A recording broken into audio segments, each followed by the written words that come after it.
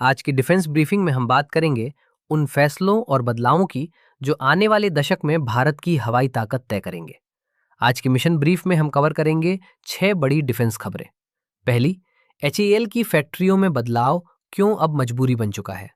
दूसरी, भारत फ्रांस की साझेदारी और एएमसीए इंजन का गेम चेंजिंग प्लान। तीसरी, एएमसीए रेस में प्राइवेट कंपनियों की बढ़त और एचएएल का पीछे छूटना। चौथी, प्रचंड हेलीकॉप्टर और उसका नया घातक रोल। पांचवी, तेजस मार्क 2 को मिलने वाली एडवांस्ड मिसाइल प्रोटेक्शन। और आखिर में, क्या F-35 एक बार फिर भारत के लिए चर्चा में आ सकता है। अंत तक बने रहिए। सबसे पहले बात एचएएल की।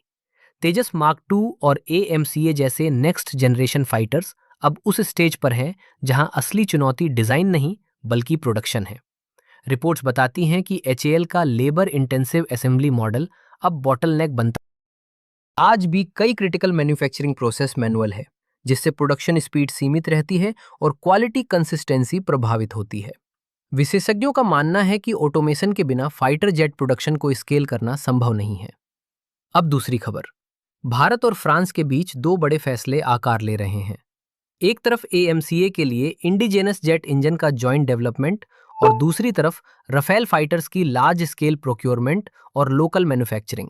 सफ्रॉन के साथ प्रस्तावित इंजन पार्टनरशिप भारत को high thrust jet engine technology के बेहद करीब ले जाती है।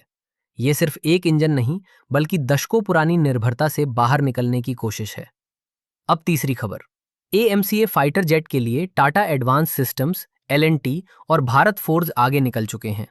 एचएएल का शॉर्टलिस्ट से बाहर होना ये साफ संकेत देता है कि सरकार अब एडवांस्ड मैन्युफैक्चरिंग और स्केलेबिलिटी को प्राथमिकता।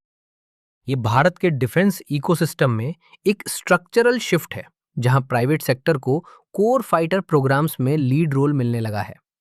अब चौथी खबर। एलसीएच प्रचंड को एयर लॉन्च्ड लोइटरिंग म्यूनिशन से लैस करने की तैयारी चल रही है। ये हथियार ऊपर से सीधे आर्मर्ड टारगेट्स पर हमला करने के लिए बनाए गए हैं। इसका मतलब है कि प्रचंड अब सिर्फ सपोर्ट प्लेटफॉर्म नहीं बल्कि हाई वैल्यू बैटलफील्ड किलर की भूमिका में आ रहा है। अब पांचवी खबर।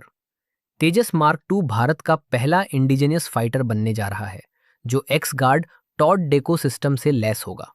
ये system incoming radar guided missiles को एयरक्राफ्ट से दूर खींच लेता है। इलेक्ट्रॉनिक वॉरफेयर और सेल्फ प्रोटेक्शन को कोर डिजाइन में शामिल करना दिखाता है कि भारतीय फाइटर्स अब मॉडर्न एयर कॉम्बैट के लिए तैयार किए जा रहे हैं। और अब यूएस इंडिया ट्रेड डील के बाद एक बार फिर चर्चा है कि क्या अमेरिका भारत को F-35 ऑफर करेगा। F-35 अनमैच्ड स्टील्थ देता है, लेकिन इसके साथ हाई कॉस्ट और लिमिटेड टेक्नोलॉजी ट्रांसफर जैसी शर्तें भी आती हैं। भारत के सामने साफ विकल्प है, शॉर्ट टर्म कैपेबिलिटी या long term self reliance. AMCA इसी लॉन्ग टर्म सोच का हिस्सा है।